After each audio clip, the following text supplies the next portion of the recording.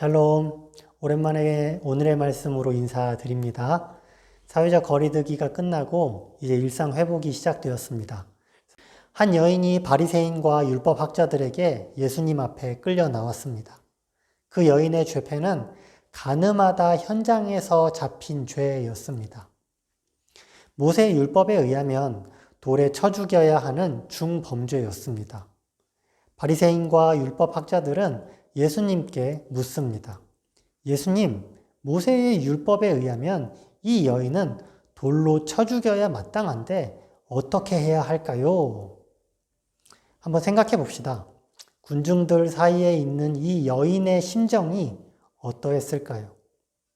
가늠하다 현장에서 잡혀 나왔으니까 아마 옷 매무새도 정상이 아니었을 것입니다. 그녀가 지은 간음죄는 거짓말이나 도둑질한 죄와는 달리 엄청난 수치심을 주는 죄 아니겠습니까? 거기 모인 사람들이 다 그녀를 욕하고 손가락질 했을 것입니다. 그녀가 느꼈을 수치심과 부끄러움, 우리는 감히 상상하지 못할 것입니다. 그리고 더 중요한 것은 그녀는 죽음의 공포 앞에 있었다는 거예요. 예수님의 한마디에 당장이라도 돌에 맞아 죽을 수 있는 상황이었던 거죠. 그냥 죽는 것도 아니라 돌에 맞아 죽는 것. 매우 고통스러운 죽음이었을 것입니다. 종종 지금도 중동 지역에서는 돌로 사람을 쳐서 죽이기도 하는데 그냥 돌로 치는 것이 아니더라고요. 사람을 구덩이에 반쯤 묻습니다. 묻을 때 팔까지 묻어서 돌이 날아올 때 얼굴을 가리지 못하게 합니다. 그 상태로 돌을 맞는다고 생각해 보세요. 얼마나 끔찍하겠습니까? 극심한 공포가 그녀를 사로잡았을 것입니다. 이러한 수치심 가득하고 공포스러운 상황에서 예수님은 그녀를 앞에 두고 조용히 바닥에 글을 쓰십니다. 그리고선 유명한 말씀 한마디를 하십니다. 너희 중에 죄 없는 자가 이 여인을 먼저 돌로 쳐라. 그 말을 들은 군중들 중 그 누구도 여인을 돌로 칠 수가 없었습니다. 예수님이 쓰신 글씨에 양심에 찔렸기 때문이겠죠. 예수님은 또 손가락으로 바닥에 글씨를 쓰십니다. 사람들은 그 글씨를 보고 하나 둘씩 그 자리를 떠나가고 예수님과 그 여인만 남게 되었습니다. 사람들이 모두 떠나가자 예수님은 여자에게 이렇게 말씀하십니다. 10절부터 11절 말씀입니다. 예수께서 일어나서 여자 외에 아무도 없는 것을 보시고 이르시되 여자여 너를 고발하던 이들이 어디 있느냐? 너를 정죄한 자가 없느냐? 대답하되 주여 없나이다. 예수께서 이르시되 나도 너를 정죄하지 아니하노니 가서 다시는 죄를 범하지 말라 하시니라.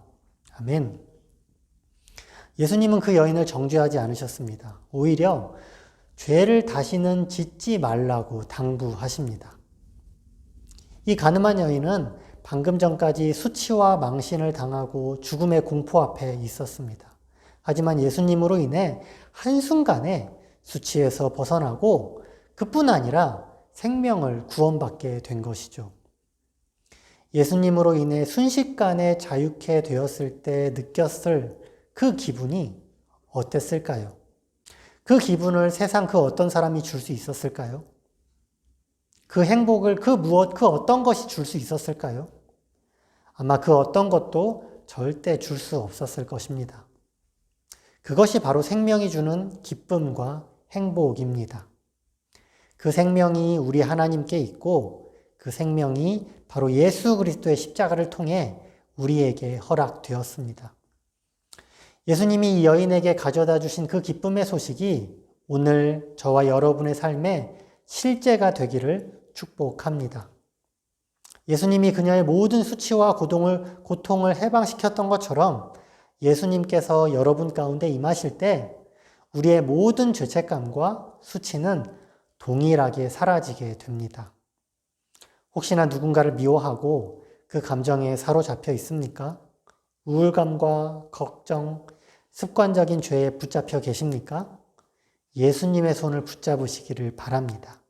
그리고 그 예수님의 말씀에 순종하시길 바랍니다. 다시는 죄를 짓지 말아라. 우리의 힘으로 죄를 짓지 않기는 쉽지 않습니다. 하지만 예수님의 사랑을 경험하면 죄를 짓지 않을 수 있습니다. 오늘 하루 죄와는 멀어지고 예수님을 가까이 하는 하루가 되시기를 축복합니다.